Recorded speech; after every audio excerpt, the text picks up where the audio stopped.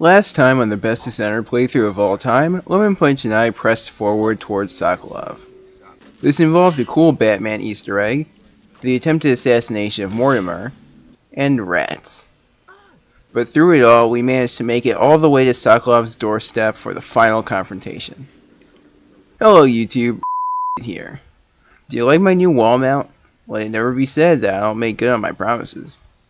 On an unrelated note, while I may have sworn off shady black market potions, that doesn't mean I can't make my own. Turns out Troll Blood is a good arcane base for many potion types, and fortunately I just came into possession of some. This one I'm brewing now is supposed to make you invisible, but it's very strong. Just a drop will render you fully invisible for a whole day. Good thing I'm a master mage, so handling something like this is a piece of cake. You know, I think I left the brewery going too long. Figures an invisibility potion would itself be invisible, huh? No smell either. I never realized how dangerous this shit is. Well, while I air out the void, how's about we get on with the show? Lemon Punch enters Sokolov's abode, takes a quick look around the foyer, and immediately attracts all eyes to him by chucking the grenade.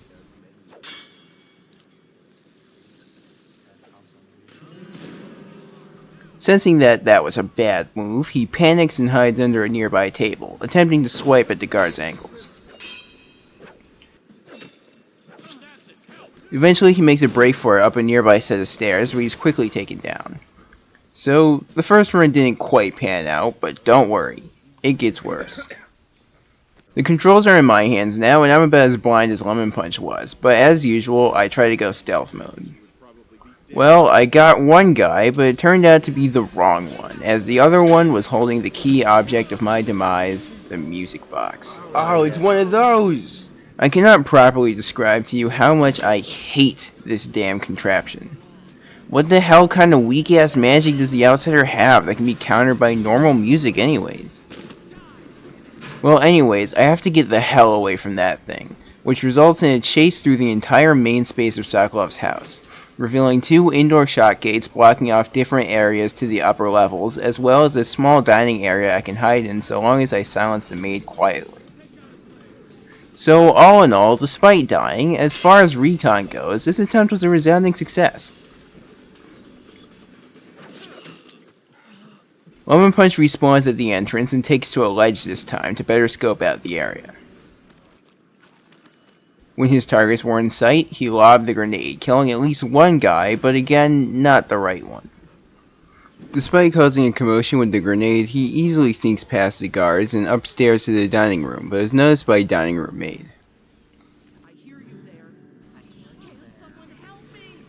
Lemon Punch, ever the bleeding heart, wanted to put her to sleep, but it wasn't in the cards, so he had to kill her. Unfortunately, the damage was already done.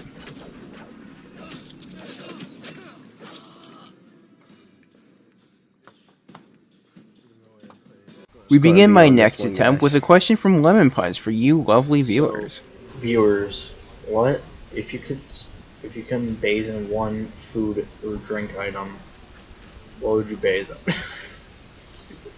Please leave your answers down in the comments below and feel free to be honest. Unless of course your answer is ranch dressing. I will personally pull the cord on the guillotine if it is. That aside, as you can see, I've decided to channel my inner Lemon Punch and embrace chaos, baiting the guards with the grenade and lying in wait for them to chase me. Eventually, some come along and the combat begins, but I eventually end up outmanned and forced to retreat heavily. I will say it's like an inferior version of blue cheese. That is until I spot some whale oil on the nearby wall that'd be perfect for a counter-strike. I expect to have to chuck it quickly, but it seems the enemy left while my back was turned, so I hurry back. By the time I catch up, my pursuers had split up a bit, so I baited them back into a group before releasing the payload. Now, all that was left was to wait for the last guy to come running into my blade. Don't try to kill me from afar like a coward, come get me. What are you shooting at?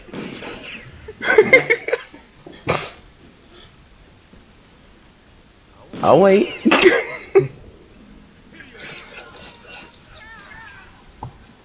Idiot. It took a second, but he eventually ran out of bullets and fell right into my trap. freeing me up to explore Sokolov's house at my leisure.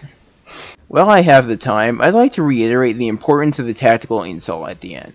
I am not exaggerating when I say that the fate of the entire plan, nay mission, nay the entire run up to this point, hinged on my use of the tactical insult in that moment, and I will take no argument on the matter. Anyways, upstairs we find the only person still alive in the building besides myself and Sokolov. This poor maid who, should things have gone different, would have been killed expeditiously. I try to let her know that everyone's dead already, so she doesn't have to keep crying for help, but she wouldn't listen to a word I said. Women, huh?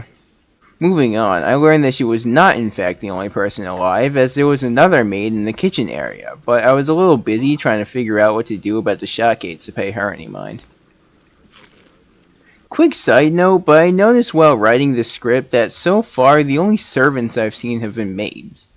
Not a single butler or otherwise gendered servant in sight. For that matter, all the guards and thugs have been male.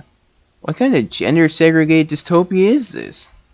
And to think the Queen just sat by and let this go on. Well, I for one support male servants and female thugs. I'll have to talk to Embalm about this when we get back. Okay, tangent over. Back to assassin business. Outside the kitchen, I learned that I was more wrong than I thought about how many people were still running about in the house, as I happened across a guard hanging out by the noisemaker. He tries to pull a gun, but it's too late as I hop down and drop kill him before returning to looking for a way up to Sokolov. Lemon Punch informs me that I can run through shot gates while time is stopped, so I prepare to try it, but can't for lack of mana. I walk back past the inconsolable ladies in their respective rooms, and the one in the dining area takes the opportunity to show off her theatrics training. Rare Easter egg.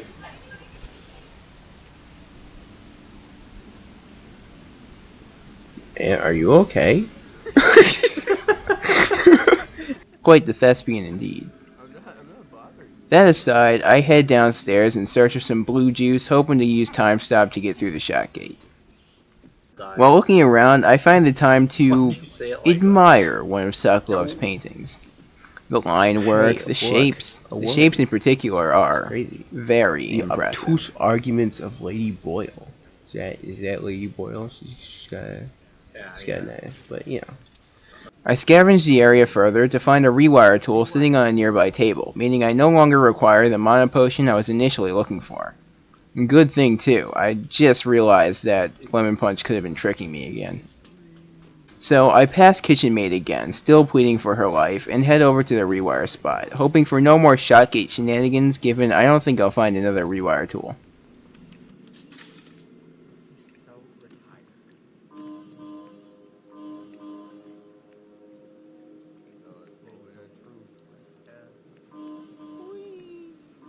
Not 5 steps through the gate, I find a strange hole in the floor that near certainly leads to death, but Lemon Punch insisted there was an Easter egg to be found down there. Unfortunately for him, I was too focused on finding Sokolov to check it out, but I encourage you to go check for yourself. I looked it up after the session, and it was way cooler than Batman. Moving on, I complained for a bit about Sokolov's weird fake house inside a warehouse setup, and kill a few guards before rummaging around for secrets. I first find a small crawl space with pipes in it that looked promising, but we had different reasons for being interested in the space. We saw in the, like getting the whole thing heated, because yeah, that's kind of insane. Wouldn't you like to sleep, like here, in this like weird little like room? Ultimately, there was nothing interesting to be found, but Lemon Punch started talking about Scatman John, which, I don't know, might be comedy. Imagine like going down the street and he did that, like right in your face.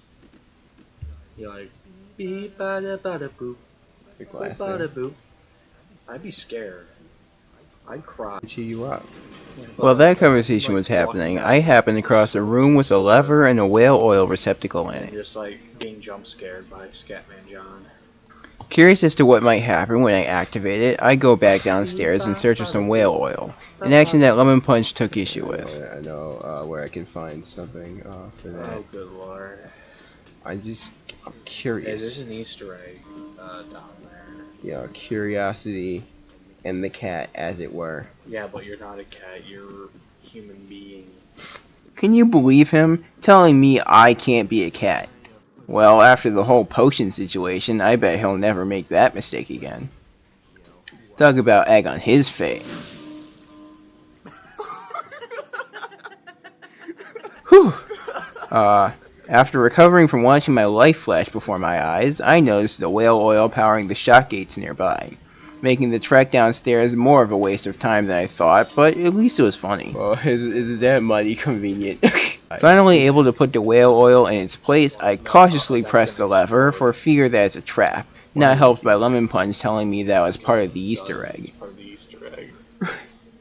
Well, turns out Lemon Punch was lying through his teeth, as the room was just a lift that went down to the first floor.